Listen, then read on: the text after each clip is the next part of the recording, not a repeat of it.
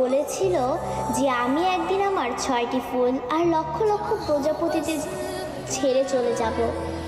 এমন একটা দিন আসবে যেদিন আর্মিদের মাঝে সকালে ঘুম থেকে উঠে আর্মিরা ফোন হাতে নিয়ে মনে পড়বে যে আজ বিটিএস এর লাস্ট কনসার্ট বা আজ তাদের ডিসব্যান্ড হওয়ার দিন।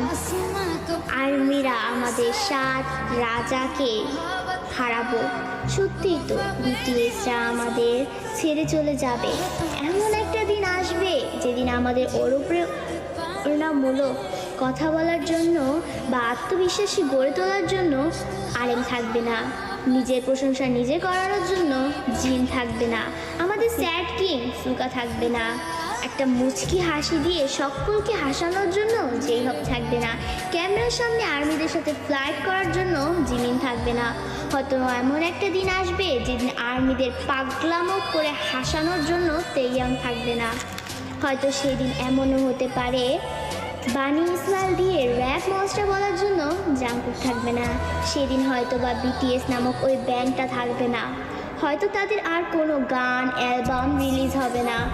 আমরা হয়তো বা আমাদের 7 রাজাকে আর কোনোদিনও ফিরে পাবো না।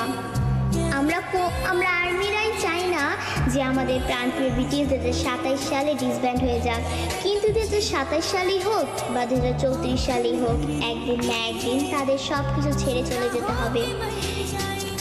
ডোরেমনও তো রোবট হয়েও সারা জীবন নোবিতার কাছে থাকতে পারেনি, তবে বিটিএস মেম্বারও তো মানুষ, তারা কিভাবে পারবে আমাদের সাথে সারা জীবন থাকতে?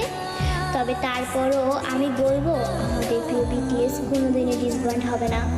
তারা আমাদের হৃদয়ের মাঝে চিরকাল থাকবে। দিন শেষে একবার আমাদের রিয়েল আর্মিদের মনে পড়বে আমাদের 7 রাজার কথা, তাদের সেই পাগলামোর কথা, তাদের সেই অনুপ্রেরণামূলক কথাগুলো, এবং এটাই হচ্ছে রিয়েলিটি।